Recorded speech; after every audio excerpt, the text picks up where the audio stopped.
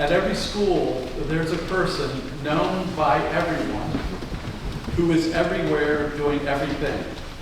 At Eaglebrook, your baccalaureate speaker is one of those people. She answers your questions about electives and always has time to help you. In the Innovation Lab, she offers advice to turn imagined projects into reality, no matter how impossible they seem. At morning assembly, she is a digital cop, warning you of dangers, helping you keep safe on your devices, and reminding you to be kind and respectful. She has taught you in classes, coached your teams, and in the dining room, there's a smile on your face when you sit with her at meals. You look forward to Wednesday evenings and the downhill walk to the Yellow House for home nights. She is mom to Peter and Beatrice, who is one of you, Peter, and a second mother to many of you. And this afternoon, she is your baccalaureate speaker.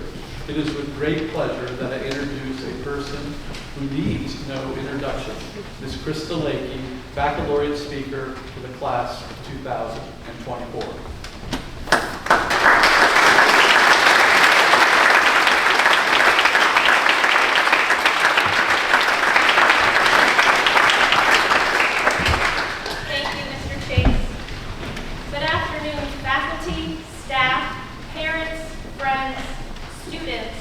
And most importantly, the graduating class of 2024. I am honored to be here to talk with you today at this farewell ceremony, Baccalaureate. I looked up the origin of the baccalaureate service, and in the 15th century, Oxford University established a tradition of sending their graduates off through a long service that includes sermons offered in Latin as a celebration that often lasted multiple hours. It seems that the idea of a celebration has shifted a bit since the 15th century. I am shooting for this speech to be comfortably appropriate in length, and no, it will not be in Latin. Although I did think about asking Paul Kung to quilt something together for me after his perfect score on the National Latin exam. Congratulations, Paul. I have to be honest, with all of the discussion about the benefits of generative AI, I may have ventured over to ChatGPT and asked it to write a baccalaureate speech. What I can tell you is this. It gave me a nice structure to follow, but what was glaringly obvious was that AI does not know what makes Eaglebrook so special.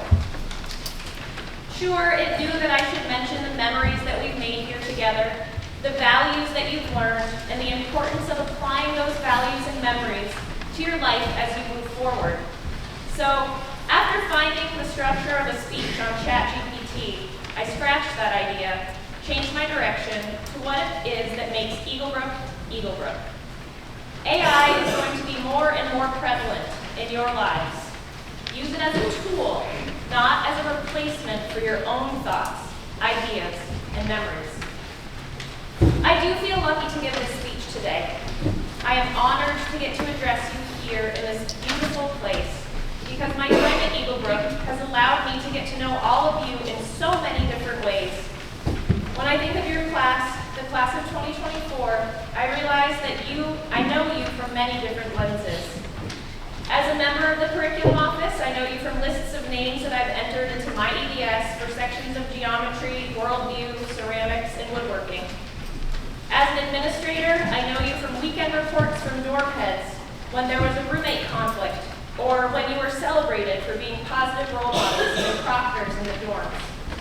As a teacher, I know you from the projects you've made in the Innovation Lab, where I've watched you learn from your mistakes and then be so proud of the projects that you're able to complete there. As an advisor, I've helped with writing assemblies, planning home nights, managing roommate disagreements, and taking trips to the hospital for stitches. As a table head, I've known you through 2 weeks of meals at our table. As a coach, I know you from driving to away games and from practicing in the rain and even watching an eclipse together. As the mother of a student in your class, I know you from trips to our lake house and long drives in our car. And finally, as a mother, I know you, Peter and Bea, watching you grow up here. And I'm a pretty lucky mom at that. That's the thing about Eaglebrook, we don't just superficially know you from one perspective. We, as teachers and advisors and coaches, make genuine connections with so many of you and your families. Thank you for allowing us to have the chance to get to know you. When I talk with strangers and they ask me what it is that I do for a living, I tell them that I work in an all-boys boarding middle school. And most people say that I'm a saint. That's a really nice way of saying, wow, you must be crazy. Then when I go on to tell them about our busy schedule, where we work such long hours and get one night off a week, I've had people ask me, why do you stay? I started working here in 2006, and I can tell you with confidence that the reason I have stayed here at Eaglebrook is because I truly believe that the work we do at Eaglebrook will save our world. All of you young men and women have the ability to someday make decisions and be part of projects that really can make change. Maybe someday Thomas Tatum Heibel and Benjamin Liu will discover a way to reverse global warming. Maybe Rose Mallory and Drake Esker will plan professional sports teams. Carter LaBrie could be an influential lawyer and defend a famous trial. Y.B. Lee or Patrick Zhang could illustrate books. Paul Reed, Matthew Zhang, and Zane Hong might have famous music albums. All of you have the potential to do amazing things, every single one of you. I truly believe that if the current leaders of our world right now got to eat meals together in Gibbs Dining Hall, figure out roommate conflicts in Mayor House, take worldviews class with Dr. Sir Buddy, play in Miss Melnick's band, and lacrosse on Mr. Winslow's team, when they were 14 and 15, that many of the problems in our world today might not exist, or at least they might be more thoughtfully handled. Where else in the world are true, tight-knit friendships built with young people from so many different backgrounds? You are so incredibly lucky to really get to know people from New York City, Beijing, China, Mexico City, Mexico, Los Angeles, California, Seoul, South Korea, Bangkok, Thailand, London, England, Kyiv, Ukraine, and South Deerfield, Massachusetts. You can hear those cities listed and appreciate the diversity that we are exposed to here. When you hear about an issue in another part of the world, it's sometimes really easy to ignore if you don't know anyone who lives there. But now, as you go on to your new schools, I encourage you to remember that you have friends like Adrian and Julian Shin from France, Sky Zhang and Ryan Chen from China, Andrew Neo and G.D. Lee from Singapore, Jay Seo and Harry Kim from Seoul, South Korea, Charlie Mosier from London, England, Dylan Potman from Dana Point, California, Bodie Lanning, Chase Belansky, Michael Urban from New York City, and Peter Lakey, Crosby Fay, Stefan Flaska, and Curran Markey from Deerfield, Massachusetts.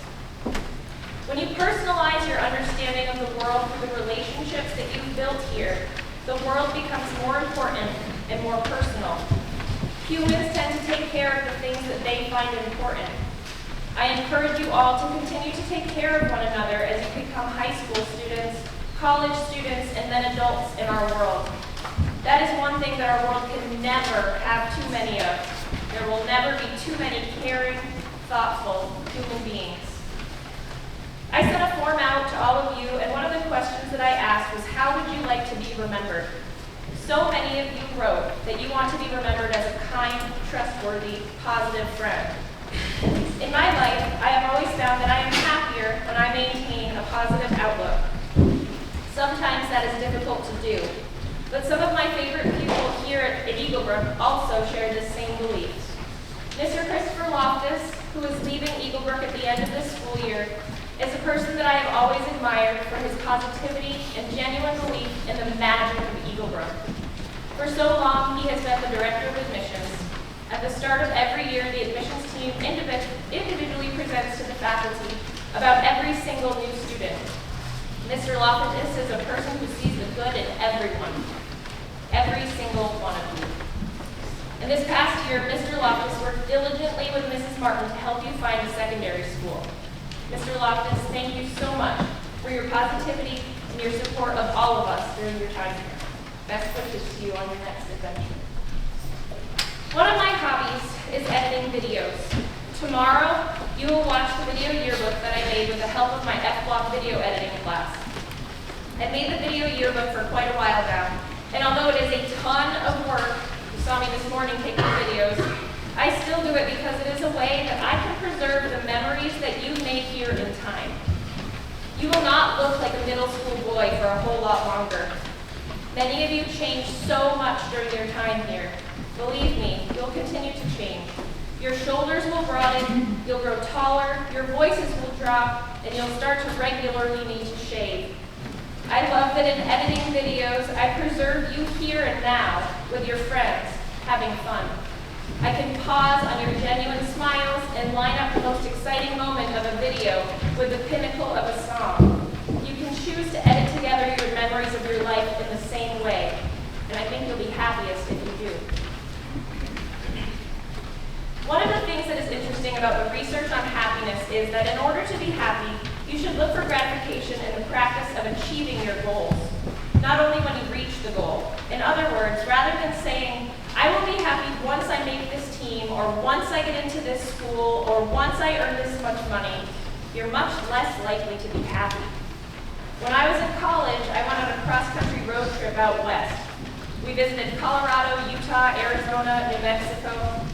On our way, I couldn't wait to get to the Rocky Mountains. I remember we crossed over the border into Colorado on Route 70, and I could see the mountains on the horizon. I was so excited. But then, when I looked at my phone and it told me that I still had another 8 hours of driving before we actually got to the mountains, I decided that was the moment that it was the point of a cross-country trip is not to get to your destination. When I realized that I had 8 hours left in the car, I paid more attention to the beauty of the flat plains that I was driving through. I decided to make a playlist of my favorite music, and now every time I hear songs by Tom Petty or the Grateful Dead, I am shot back through time to singing in the car in Nebraska and Colorado. Once I realized that I had to enjoy the ride, I became much more settled and much less anxious. So don't base your happiness on whether or not you've succeeded based upon a long-term goal. Enjoy each day on the journey to your goal. When you play on a soccer team, you don't only enjoy the championship game. Every day of practice and every game leading up to that final game are tiny pieces that add up to a bigger whole. You spend a lot more time going to classes and sports at Eaglebrook than you will at the graduation. Savor and enjoy every moment of the process. One of the things that Eaglebrook does so well is that we encourage all of you to try new things. Many of you have found new interests during your time here. I listened to Evan Williams talk about how he started out here only seeing himself as a hockey player, and now he's still a hockey player, but he enjoys digital photography during his free time. Reed Pierce is a tennis player who now loves to fly fish. Leo Baptista has discovered an interest in playing the piano, and Ryan Sims has grown his confidence as an athlete. As you all go on to new schools, continue to look for the opportunity to try new things. Take a dance class, join a pickleball tournament, try out for the school play. By pushing yourself out of your comfort zone to try a new activity, you will find new things that you enjoy. Sure, keep practicing what you already know that you're good at. But if you're like Ben Shaw, a skier, the snow is not always around. Find other hobbies that you can do when you aren't doing your absolute favorite thing. And as the technology integration person, I can't end this speech without one last reminder. Most kids your age spend between 4 to 6, and some even more, hours a day on screens and technology. I love to use technology to create 3D designs and edit videos and get new ideas. However, many of the apps on your phone are designed to try to get you to use them more. They make money on you when you use your device. I'd just like to remind you that none of you listed your favorite memory as a pastime when you're alone in your bedroom playing video games or watching YouTube shorts. Memories are made by spending time with your friends and family and by trying new things.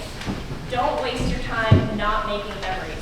You'll be happier, less anxious, and socially supported if you put down your phones and spend real time with your friends and family. Transitions are hard for everyone. I guarantee that you will be nervous about going on to your new school. Just remember that everyone else is going to be nervous too. You are lucky that you've already had this incredible experience going to school at Eaglebrook.